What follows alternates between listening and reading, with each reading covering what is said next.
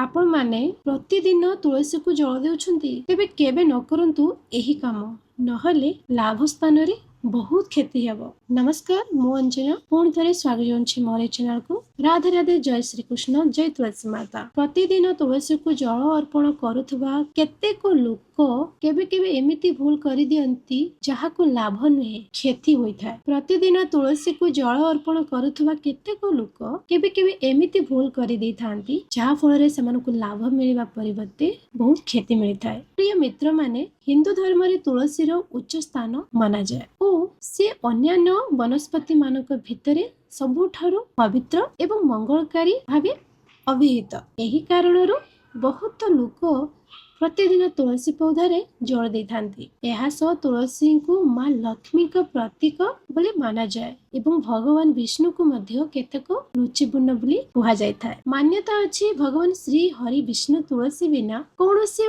भोग ग्रहण करंती नाही। एही कारणरू आपण घरे अवश्य एक तुलसी गछ लगांतु। श्रद्धा पूर्वक विधि विधान सह माता को पूजा करिवा उचित। एहा करिले मां लक्ष्मी एवं भगवान श्री हरि विष्णु का सह तुलसी माता को मध्य कृपा मिलिथाय। शास्त्र गुड़िक अनुଯାयी जदि आपण तुलसी को प्रतिदिन जल देइथांती तेबे केतेक नियम मानिबा अत्यंत आवश्यक। जदि आपण से गुड़िक मानी माता को पूजा अर्चना करिवे तेबे आपण जीवन रे सकारात्मक शक्ति मिलिबो एवं आपण को रुकिथिबा कार्य गुड़िक चालू हेबो। अर्थात जो कार्य आपनकर हेउ नै पूर्ण से कार्य पूर्ण हेबाक लागिबो। जदि आपण एही नियम गुड़िक मानि न थांती तेबे शुभ फल बदल रे अशुभ फल देखिबाक मिलि पारे। या सहित भगवान श्री हरि विष्णु, मां लक्ष्मी एवं अन्य देवी देवता मानक मध्य असंतुष्ट होई पारंती आपण मानक ऊपर। या द्वारा आपण मानक घर को नेगेटिव एनर्जी सिधाए, घरे अशांति और दुख रही पारे एवं समृद्धिर रास्ता अवरुद्ध होई थाए। एही वीडियो द्वारा मु आपण मानकु कहिबि जे तुलसी को जल देबा बेले केउ काम न करिवे, तुलसी माता को गछरे केउ दिगरे लगाइले। एही वीडियो द्वारा मु आपण मानकु कहिबि जे तुलसी को प्रतिदिन जल देबा बेले केउ काम न करिवे, तुलसी माता तुलसी गछ केउ दिगरे लगाइले शुभ फल मिलिथाय। ता सहित तुलसी निकट रे केउ जिनिस रखिबा न उचित। एही वीडियो रे आपण समस्त तथ्य जानि पारिबे। एही तथ्य जानिले आपनको अन्य वीडियो देखिबा आवश्यकता रहिबा नाही। एही कारणरू वीडियोटी को शेष पर्यंत देखंतु। जेतेबेले आमे आपनको निश्चिंत और सठिक तथ्य देउछु, हेले एहा पूर्वरु जदि आपण मध्ये चाहुचंती जे जगतर पालनहार भगवान श्री हरि विष्णु एवं मां लक्ष्मी का आशीर्वाद अर्पण एवं आपण परिवार ऊपर सदा सर्वदा रहू, तेबे ए वीडियो को लाइक करंतु, चैनल को सब्सक्राइब करंतु एवं कमेंट बॉक्स रे निश्चिंत मने जय श्री हरि विष्णु एवं जय लक्ष्मी माता लेखंतु। एबे हमें जानिबा तुलसी को जल देबा नियम गुड़िक। प्रथम रे रविवार दिन तुलसी को जल अर्पण न करंतु। तुलसी माता को प्रतिदिन स्नान करि सारिबा परे जल अर्पण करिबा को महाशुभ माना जाय। किंतु आपण जानि कि रविवार दिन यह कले नुकसान हेबो। हिंदू धर्मशास्त्र अनुଯାयी रविवार दिन तुलसी माता अवकाश नहीं थांती। एही कारणरू एही दिन तुलसी को जल देले सेमानक आशीर्वाद मिली न थाए, उल्टा नकारात्मक शक्ति घर को प्रवेश करि पारे। तास मां तुलसी एवं भगवान श्री हरि विष्णु असंतुष्ट हेले आपनक जीवन रे अशुभ घटना देखिबाको मिलि पारे। कुहा जाय जे एही दिन भगवान सूर्यदेवक दिन तुलसी माता भगवान विष्णु को समर्पित। तेणु एही दिन जल अर्पण कले सूर्य और भगवान विष्णु को कृपा मध्य बाधा प्राप्त होई पारे। अनेक मंदिर रे मध्य रविवार दिन तुलसी पूजा हेउ नै। तेणु एही दिन तुलसी को जल अर्पण किंबा पत्र तोड़िबा उचित नुह। जदि पूजा करबा को इच्छा होई थाए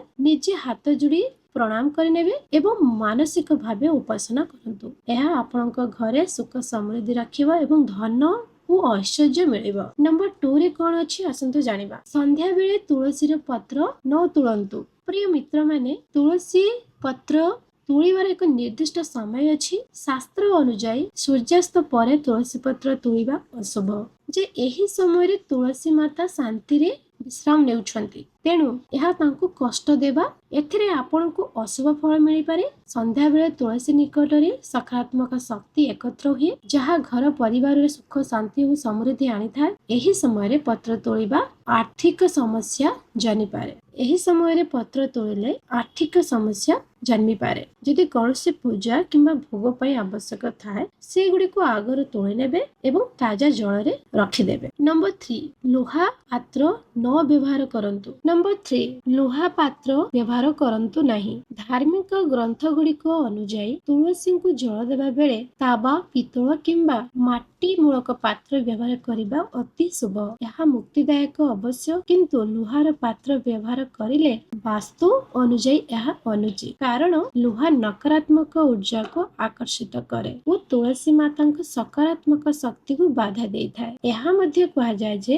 ଲୁହା ପାତ୍ର ବ୍ୟବହାର କଲେ ଘରେ ଧନହାନି ଏବଂ ପରିବାରର ଲୋକଙ୍କୁ ମାନସିକ ଦଣ୍ଡ ମିଳିପାରେ। ତେଣୁ ଯଦି ଆପଣ ତାୱା ବା ପିତ୍ତଳ ପାତ୍ର ନାହିଁ, ମାଟିଯୁକ୍ତ ପାତ୍ର ହେଲେ ମଧ୍ୟ ଠିକ, ଯେଉଁଥିରେ ତୁଳସୀଙ୍କୁ ଜଳ ଦେଲେ ଜୀବନରେ ଶୁଭ ଫଳ ଆସେ ଏବଂ ଘରେ ସକାରାତ୍ମକ ଉର୍ଜା ରହେ। ନମ୍ବର 4 ତୁଳସୀରେ ଦୁଧ ବା ଅଶୁଦ୍ଧ ଜଳ ଢାଳନ୍ତୁ ନାହିଁ। କେତେକ ଲୋକ ଭାବନ୍ତି ଯେ ତୁଳସୀଙ୍କୁ ଦୁଧ ଅର୍ପଣ କଲେ ଅଧିକ ପୁଣ୍ୟ ମିଳିବ, କିନ୍ତୁ ଏହା ସମ୍ପୂର୍ଣ୍ଣ ଭୁଲ। ତୁଳସୀ ଏକ ପବିତ୍ର ଏବଂ ସେନ୍ସିଟିଭ ଗଛ, ଯାହାକୁ ଅକ୍ଷତ ଓ ପବିତ୍ର ଜଳ ଦେଇ ମନସ୍କାମନା ପୂରଣ କରାଯାଇଥାଏ। ଦେଇ ପୂଜା କରାଯାଇଥାଏ। ଦୁଧ ଢାଳିରେ ତୁଳସୀର ମୂଳ କୁହାଯାଏ ଯେ ସଢି ଯାଇପାରେ ଏବଂ ଧୀରେ ଧୀରେ ଗଛ ମୂର୍ଜି ଯାଇପାରେ, ଯାହା ଅତ୍ୟନ୍ତ ଅଶୁଭ।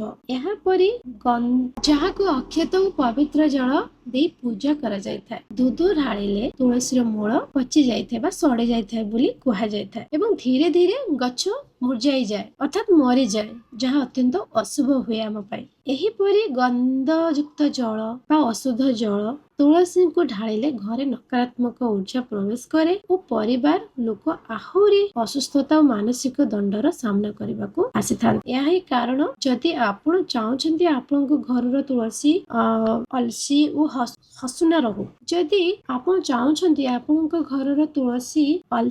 ହସୁନା ରହୁ, ତେବେ ସକାରାତ୍ମକ ମନୋଭାବ ସହ କେବଳ ପବିତ୍ର ଏବଂ ତାଜା ଜଳ ଅର୍ପଣ କରନ୍ତୁ। ଏହା ଆପଣଙ୍କ ସମସ୍ତ କାମରେ ସଫଳତା ଆଣିଦେବ। ଅର୍ଥାତ୍ ଆପଣମାନେ ଭଲ ପାଣି, ନର୍ମାଲ ୱାଟର ଦେଇ ଆପଣମାନେ ପୂଜା କରନ୍ତୁ, ସେଥିରେ ହିଁ ତୁଳସୀ ସନ୍ତୁଷ୍ଟ ହେବେ। ନମ୍ବର 5 ତୁଳସୀ ଓ କଦଳୀ ଗଛକୁ ଏକାଠି ନ ଲଗାନ୍ତୁ।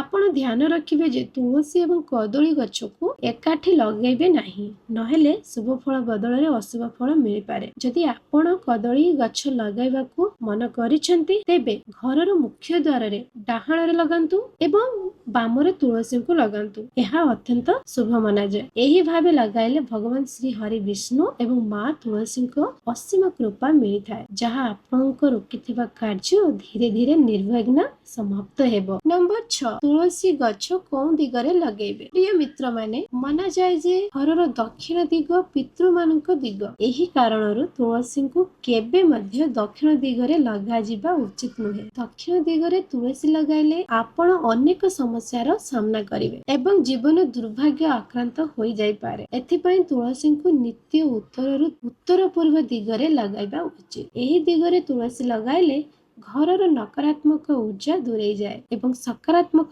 ଶକ୍ତିର ଆଗମନ ହୁଏ, ଯାହା ଘରର ସୁଖ ଶାନ୍ତି ଓ ସମୃଦ୍ଧି ନେଇ ଆସେ। ଏହା ଛଡା ବାସ୍ତୁ ଅନୁଯାୟୀ ଉତ୍ତର ଜଳର ଦିଗ ମନାଯାଏ, ଯାହା ଅତି ଶୁଭ ଏବଂ ସକାରାତ୍ମକ ଶକ୍ତି ଜନ୍ମାଏ। ନମ୍ବର 7 ଛାତ ଉପରେ ତୁଳସୀ ଗଛ ରଖନ୍ତୁ ନାହିଁ। ଭୁଲ କରି ମଧ୍ୟ ତୁଳସୀ ଗଛକୁ ଛାତ ଉପରେ ରଖନ୍ତୁ ନାହିଁ, କାରଣ ଏହାକୁ ଆପଣମାନେ ଭଲ ଭାବରେ ଦେଖିପାରିବେ ନାହିଁ। ବାସ୍ତୁ ଅନୁଯାୟୀ ତୁଳସୀଙ୍କୁ ଛାତ ଉପରେ ରଖିବା ଶୁଭ ମନାଯାଇ ନାହିଁ। କୁହାଯାଏ ଛାତ ଉପରେ ତୁଳସୀ ରଖିଲେ ଘରର ସକାରାତ୍ମକ ଉର୍ଜା କମିଯାଏ। ନିଜେ ଏସ୍ପେସିଆଲି ଯେ ଲୋକମାନଙ୍କ ଜନ୍ମ କୁଣ୍ଡଳୀରେ ବୁଧ ଦୁର୍ବଳ ଅଛି, ସେମାନେ ଏହାକୁ ଲଗେଇବେ ନାହିଁ। ଛାତ ଉପରେ ଗଛ ରଖିଲେ ବାସ୍ତୁ ଦୋଷ ହୋଇପାରେ, ଯାହା ଆପଣଙ୍କ ଆର୍ଥିକ ସ୍ଥିତିକୁ ଅସୁସ୍ଥ କରେ ଏବଂ ଆପଣଙ୍କୁ ଆର୍ଥିକ ସମସ୍ୟାର ସାମ୍ନା କରିବାକୁ ପଡେ। ନମ୍ବର 8 କଣ୍ଟା ଜାତୀୟ ଗଛ ତୁଳସୀ ନିକଟରେ ରଖନ୍ତୁ ନାହିଁ। ତୁଳସୀ ଏକ ପବିତ୍ର ଏବଂ ସକାରାତ୍ମକ ଗଛ। ବାସ୍ତୁଶାସ୍ତ୍ର ଅନୁଯାୟୀ କଣ୍ଟା ଗଛ ଘରକୁ ନକାରାତ୍ମକ ଶକ୍ତି ଆଣେ। ତୁଳସୀ ମାତା ପବିତ୍ରତା ଏବଂ ମଙ୍ଗଳମୟତାର ପ୍ରତୀକ। ଯଦି ତୁଳସୀ ପାଖାପାଖି ଗୋଲାପ, ବବୁଲ ଭଳି କଣ୍ଟା ଜାତୀୟ ଗଛ ରଖାଯାଇଥାଏ, ତେବେ ତୁଳସୀର ଫଳଦାୟକତା କମିଯାଏ ଏବଂ ଏହି କଣ୍ଟା ନକାରାତ୍ମକ ଉର୍ଜା ଉତ୍ପନ୍ନ କରିପାରେ। ଏହା ଆପଣଙ୍କ ଘରେ ଅନ୍ତକଳହ ଓ ଅଶାନ୍ତି ଆଣିପାରେ। ମା ତୁଳସୀଙ୍କୁ କୋମଳତା ଏବଂ ଶୁଦ୍ଧତା ପ୍ରିୟ, ତେଣୁ ସେଠି ନିତ୍ୟ ସଫଳ ଓ ସୁଗନ୍ଧିତ ପୌଧା ବା ଗଛ, ଯେପରିକି ମନି ପ୍ଲାଣ୍ଟ ଗଛ ହେଇଗଲା, ତାହା ଆପଣମାନେ ଲଗେଇ ପାରିବେ। ଅନ୍ୟ ତୁଳସୀ ବୈଭବଶାଳୀ ପ୍ରଜାତି ଲଗାଇବା ଉଚିତ। ନମ୍ବର 9 ରେ କଣ ଅଛି? ଜୁତା ଚପଲ ରଖନ୍ତୁ ନାହିଁ। ହିନ୍ଦୁ ଧର୍ମ ଅନୁଯାୟୀ ତୁଳସୀଙ୍କୁ ଦେବୀ ଲକ୍ଷ୍ମୀଙ୍କ ରୂପ ମନାଯାଏ। ଏହି ଗଛ ପାଖରେ କୌଣସି ଅଶୁଦ୍ଧ ପଦାର୍ଥ ରଖିବା ବର୍ଜିତ। ଜୁତା ଚପଲ ରଖିଲେ ଏହା ମାଥାକୁ ଅପମାନ ଏବଂ ନକାରାତ୍ମକ ଉର୍ଜାକୁ ବଢାଏ। ଜୁତା ଚପଲ ବାହାରର ଯୋଉ ଖରାପ ଅପରିଷ୍କାର ମାଟି, ଯୋଉ ମାଟି ଅପବିତ୍ର ହେଇଯାଇଛି ସେ ମାଟିକୁ ବା ଧୂଳିକୁ ନେଇ ଯାଇଥାଏ ଏବଂ ସେମାନଙ୍କୁ ପବିତ୍ର ସ୍ଥାନ ନିକଟରେ ରଖିଲେ ଶୁଭ ମନାଯାଏ ନାହିଁ। ଯଦି ଆପଣଙ୍କ ଘରେ ଏକ ତୁଳସୀ ଗଛ ଅଛି ତେବେ ତୁଳସୀଙ୍କର ପାଖ ଆଖରେ ଜୁତା ଚପଲ ନ ରଖନ୍ତୁ, ନହେଲେ ଆଶା କରିପାରିବେ ଯେ ଶୁଭ ଫଳ ବଦଳରେ ଅଶୁଭ ଫଳ ଦେଖିବାକୁ ମିଳିବ ଏବଂ ଆପଣଙ୍କ ଆର୍ଥିକ ସ୍ଥିତି କମଜୋର ହେଇଯିବ। ଯଦି ଆପଣ ମା ତୁଳସୀଙ୍କ କୃପା ଉପରେ ଆଶା ରଖିଛନ୍ତି ତେବେ ତାଙ୍କ ଆଖପାଖରେ ସଫା ସୁତୁରା ରଖନ୍ତୁ ଏବଂ କେବଳ ପୂଜା ସାମଗ୍ରୀ ଏବଂ ପବିତ୍ର ଜିନିଷ ମାନ ରଖନ୍ତୁ। ଇଏ ସବୁ କଲେ ଆପଣମାନଙ୍କ ଘରେ ଲକ୍ଷ୍ମୀ ରହିବେ। ମା ବୃନ୍ଦାବତୀଙ୍କର କୃପା ଦୃଷ୍ଟି ଆପଣଙ୍କ ଉପରେ ରହିବ। ଘରକୁ ପରିଷ୍କାର ପରିଚ୍ଛନ୍ନ ରଖନ୍ତୁ। ମା ତୁଳସୀଙ୍କ ପାଖରେ କୌଣସି ବି ଅପରିଷ୍କାର କରିବେ ନାହିଁ। ସଦା ସର୍ବଦା ଫୁଲ ଗଛ ଲଗାନ୍ତୁ ଯାହାଫଳରେ ତାଙ୍କ ସୁଗନ୍ଧ ମାଙ୍କ ପାଖକୁ ଆସିବ ସଦାବେଳେ ଆଉ ମା କୃପା ଦୃଷ୍ଟି ଆପଣଙ୍କ ଉପରେ ରଖିବେ। ନମ୍ବର 10 ରେ କଣ ଅଛି ଆସନ୍ତୁ ଏବେ ଜାଣିବା। ତୁଳସୀଙ୍କୁ ଜଳ ଦେବା ପରେ ଭୁଲ ଦିଗରେ ପ୍ରଣାମ କରନ୍ତୁ ନାହିଁ। ଶାସ୍ତ୍ର ଅନୁଯାୟୀ ତୁଳସୀ ମାତାଙ୍କୁ ଜଳ ଅର୍ପଣ କରିବା ପରେ ଉତ୍ତର କିମ୍ବା ପୂର୍ବ ଦିଗକୁ ମୁଖ କରି ମାତାଙ୍କୁ ପ୍ରଣାମ କରିବା ଶୁଭ ବୋଲି ମାନାଯାଏ। ଦକ୍ଷିଣ ଦିଗରେ ପ୍ରଣାମ କଲେ ଅଶୁଭ ମାନାଯାଏ, ଯାହା ଆପଣଙ୍କ ଘରେ ନକାରାତ୍ମକ ଫଳ ଆଣିପାରେ ଏବଂ ଆପଣଙ୍କ ଜୀବନକୁ ପ୍ରଭାବିତ କରିପାରେ। ମାନାଯାଏ ଯେ ଉତ୍ତର ଦିଗ ଭଗବାନ ବିଷ୍ଣୁଙ୍କ ଦିଗ, ଯେ ନିଜେ ଲକ୍ଷ୍ମୀପତି। ଏହା ଯୋଗୁଁ ମା ତୁଳସୀ ମଧ୍ୟ ଭଗବାନ ଶ୍ରୀ ହରି ବିଷ୍ଣୁଙ୍କ ସହ ଜଡିତ। ଏହି କାରଣରୁ ତୁଳସୀଙ୍କୁ ଜଳ ଅର୍ପଣ କରିବା ପରେ ଉତ୍ତର ଦିଗକୁ ପ୍ରଣାମ କରିଲେ ସବୁଠି ଶୁଭ ଫଳ ମିଳିଥାଏ। ଏହା ଆପଣଙ୍କ ପୂଜାକୁ ସଫଳ କରିବାରେ ସାହାଯ୍ୟ କରେ ଏବଂ ତୁଳସୀ ମାତାଙ୍କ ସମଗ୍ର ଆଶୀର୍ବାଦ ମିଳିଥାଏ। ନମ୍ବର 11 ରେ କଣ ଅଛି ଆସନ୍ତୁ ଜାଣିବା। ନଳୀ ଏବଂ ବାଥରୁମର ଜଳ ତୁଳସୀ ନିକଟରେ ନ ଝରୁ, ଅର୍ଥାତ୍ ତୁଳସୀ ମାତାଙ୍କୁ ପବିତ୍ରତାର ପ୍ରତୀକ ମାନାଯାଏ। ତେଣୁ ସେମାନଙ୍କ ପାଖରେ ଅଶୁଦ୍ଧ ଜଳ ଯାହାକି ନଳୀ କିମ୍ବା ବାଥରୁମ ଝରେ, ଯଦି ଆପଣ ମାନେ କୌଣସି ନଳ ବା ବାଥରୁମ ଜାତୀୟ ପାଣି ଯଦି ତୁଳସୀ ଗଛ ପାଖ ଦେଇକି ରଖିଥିବେ, ତାର ପାଇପ ଲଗେଇଥିବେ, ତେବେ ତାହା କରନ୍ତୁ ନାହିଁ। ଏହା ଅତ୍ୟନ୍ତ ଅଶୁଭ ବୋଲି ମାନାଯାଏ। ତୁଳସୀ ପାଖରେ ଏମିତି ଜଳ ଚାଲିଲେ ତାଙ୍କ ପବିତ୍ର ଫଳଦାୟକ ଶକ୍ତି ଦୁର୍ବଳ ହୋଇଯାଏ। ତେଣୁ ତୁଳସୀଙ୍କୁ ସଦା ଶୁଭ ଜଳ ଦେବା ଉଚିତ। ଏବଂ ଯଦି ଆପଣଙ୍କ ଘରେ ତୁଳସୀ ପାଖରେ ଅଶୁଦ୍ଧ ଜଳ ଗୁଡିକ ଜମେ ଅଥବା ନଳୀ ଅଛି ତେବେ ସେଥିରେ ସମାଧାନ କରିପାରିବେ, ଅର୍ଥାତ୍ ଆପଣମାନେ ସେଠୁ ସେ ପାଇପ ହଟେଇ ଦେବେ, ଅନ୍ୟ ଆଡେ ପାଇପ ଦେବେ। ଏହା ନ କଲେ ଘରେ ନକାରାତ୍ମକ ଉର୍ଜା ବଢିଯାଏ ଏବଂ ପରିବାର ଲୋକମାନେ ଅନେକ ସମସ୍ୟାର ସାମ୍ନା କରିପାରିବେ। ଯଦି ତୁଳସୀ ମାତା ପ୍ରସନ୍ନ ରହନ୍ତି ତେବେ ସେମାନଙ୍କ ଅସୀମ ଦୟା ଆପଣଙ୍କୁ ମିଳିଥାଏ। ତେବେ ଦର୍ଶକ ବନ୍ଧୁ, ଏତିକି ଥିଲା ଆଜିର ଭିଡିଓର ମୂଳ ବିଷୟ। ଯଦି ଆପଣଙ୍କୁ ଏହି ତଥ୍ୟ ଭଲ ଲାଗିଲା ତେବେ ଭିଡିଓକୁ ଲାଇକ୍ ଏବଂ ସେୟାର ନିଶ୍ଚୟ କରନ୍ତୁ। ଆଜି ପାଇଁ ଏତିକି, ପୁଣି ଦେଖା ହେବି ନୂଆ ଭିଡିଓ ସହିତ। ରହିଲି, ନମସ୍କାର, ଜୟ ଜଗନ୍ନାଥ।